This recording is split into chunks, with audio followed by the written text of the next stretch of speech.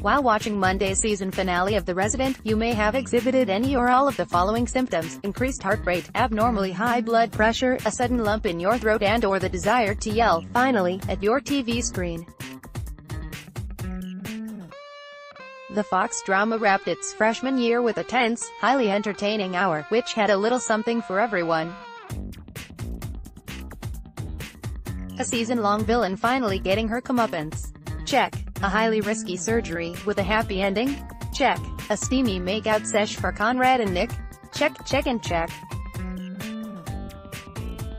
Before you tell us what you thought of the finale, let's recap the major events. The heart wants what IT wants. Despite her insistence that she doesn't get romantically involved with patients, it seems Mina has done just that.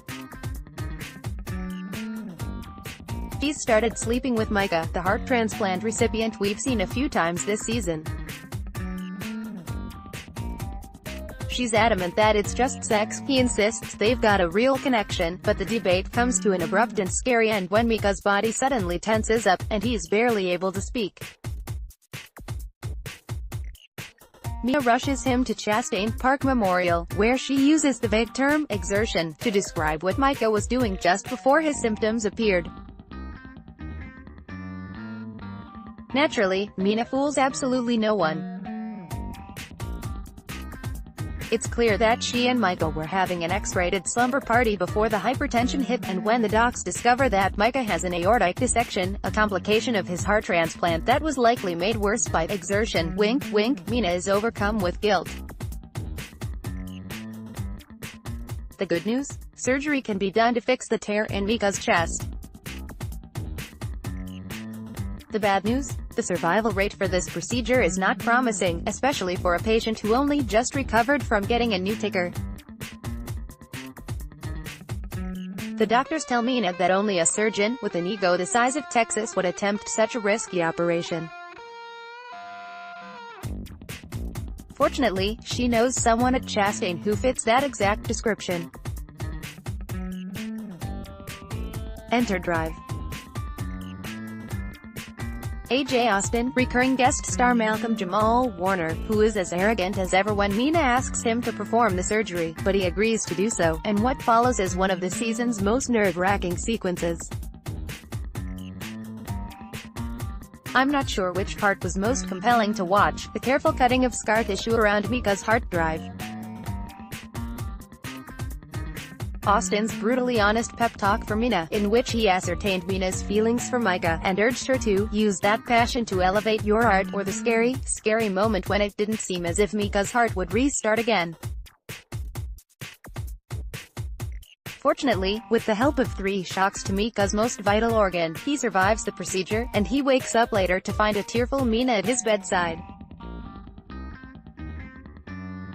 "See? I was right," he jokes.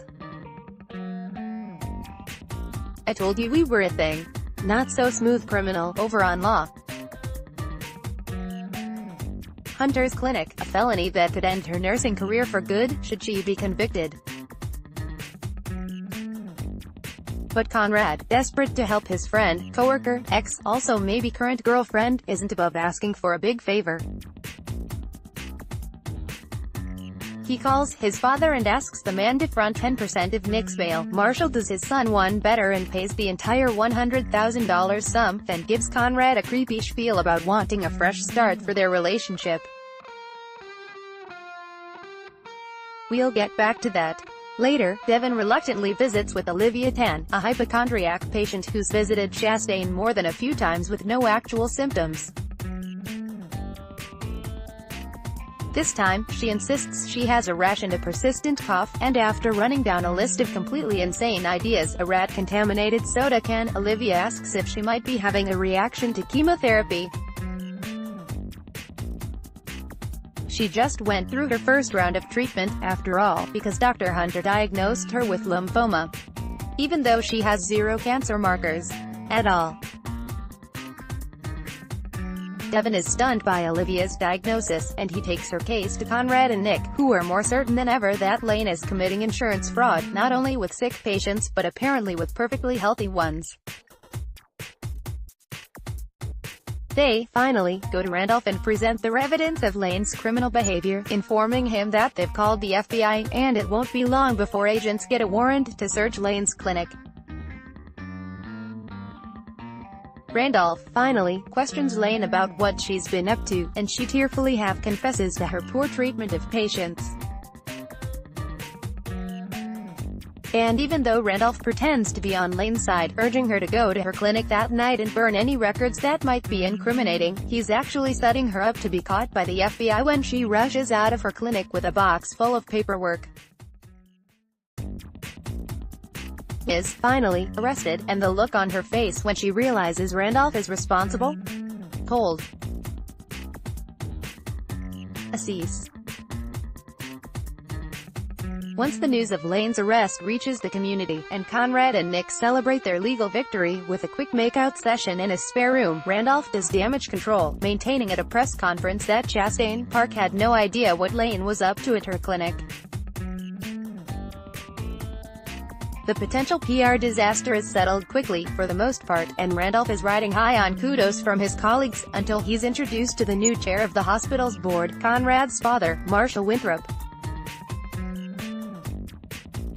It's time to get the hospital on a firm financial footing, Marshall warns Randolph, and the only person who looks more stunned than Drive Bell is Conrad, who watches from the hallway as his father takes over a board meeting. Okay, your turn. What did you think of the Residence season finale? Grade the episode in our poll below, then hit the comments with your thoughts.